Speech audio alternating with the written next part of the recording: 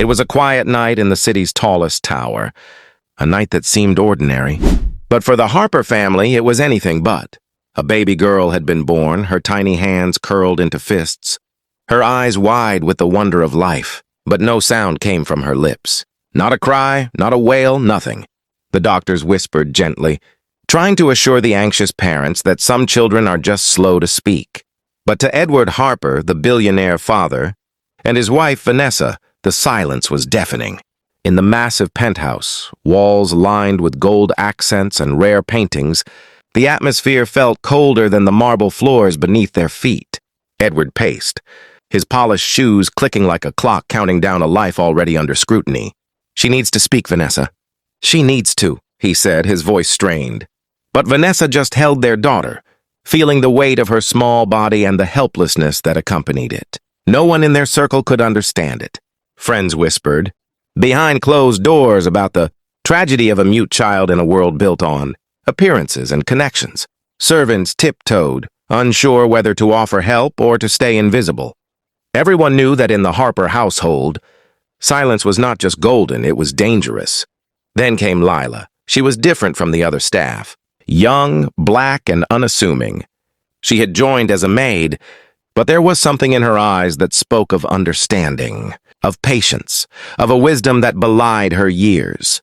She noticed the little things others overlooked, how the baby's fingers twitched when music played, how her eyes lingered on shapes and colors long after anyone else had walked away.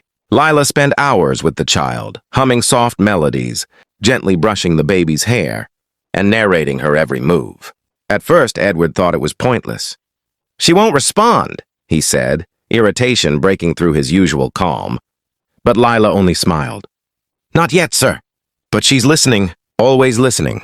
Days turned into weeks, and still, no word, no sound. The Harpers began to grow cold, withdrawn, consumed by worry. The child, whom they named Amelia, seemed distant, almost trapped in her own quiet world. But Lila never gave up. She saw something the Harpers did not.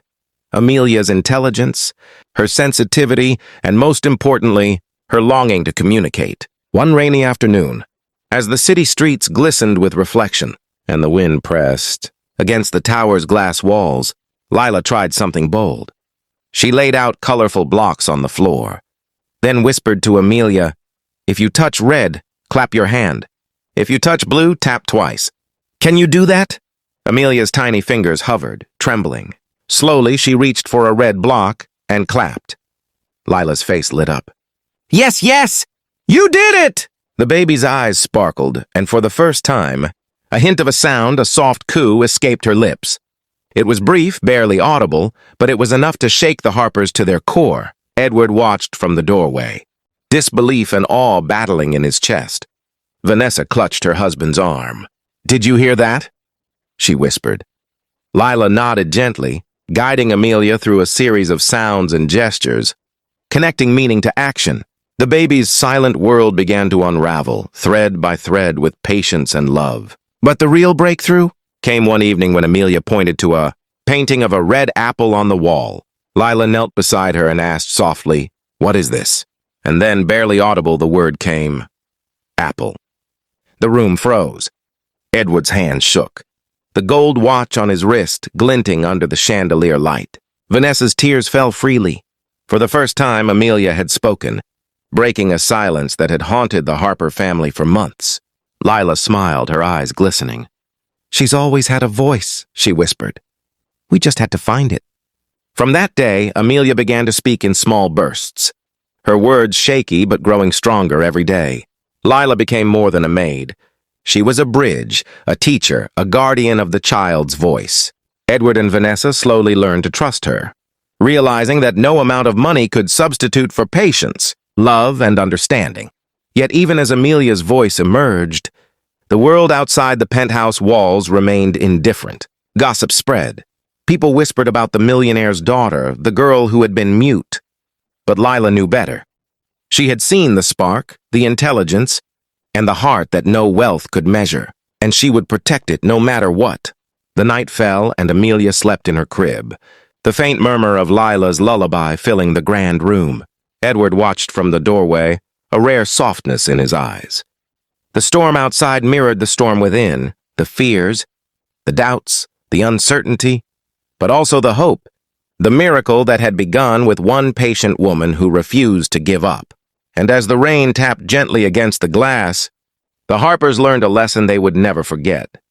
Sometimes, the most powerful voices are hidden, waiting for the right person to uncover the truth. If you're inspired by Amelia and Lila's story, where secrets unfold, challenges grow, and the bond between a child and her protector will be tested like never before.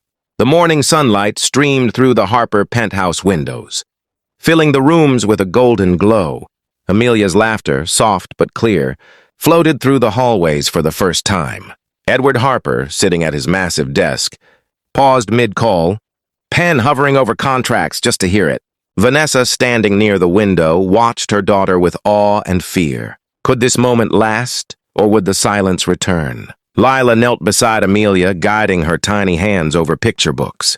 She pointed at images and whispered the words slowly, repeating them until Amelia began to mimic. Each day was a battle, each sound a victory.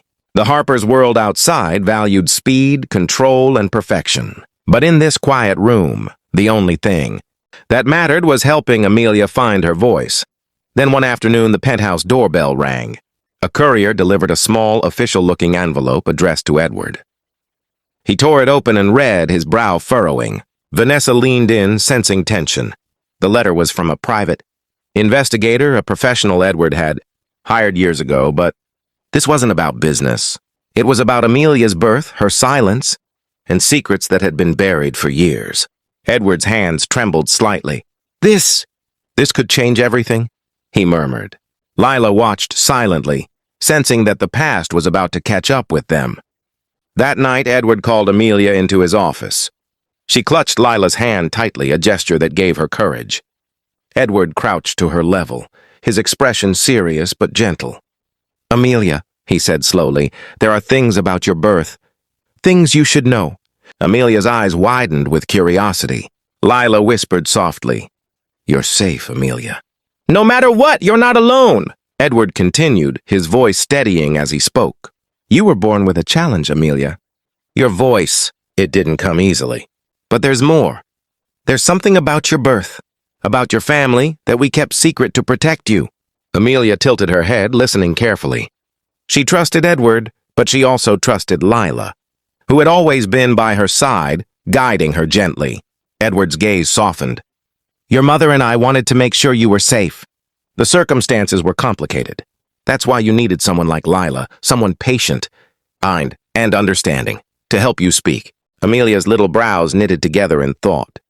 She didn't fully understand, but she felt the weight of his words. She felt the urgency, the love, and the protective energy in the room. Days passed, and Amelia's words grew stronger. She began forming sentences. Simple at first. "I love you. Book, please. Lila, help me." Every word felt like a victory.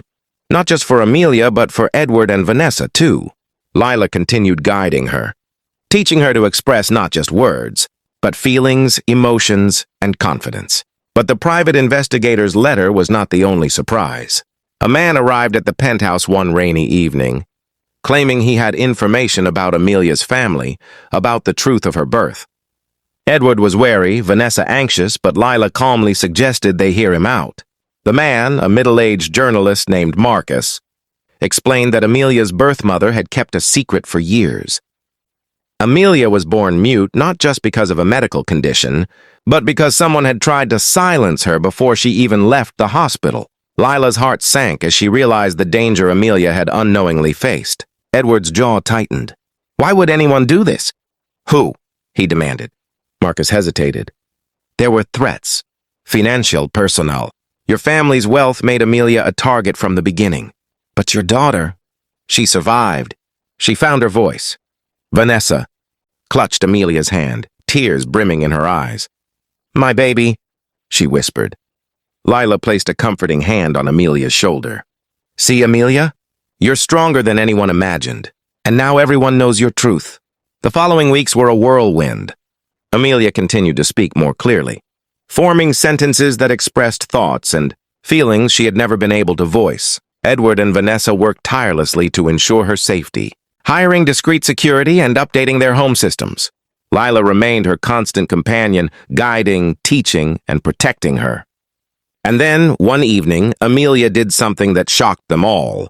She picked up a small notebook and began writing her first story, a story about a little girl who couldn't speak, but who saw everything and felt everything. She described the love she felt for Lila, the protection from her parents, and the fear she had experienced when she didn't understand the world around her. Edward read the notebook, tears in his eyes.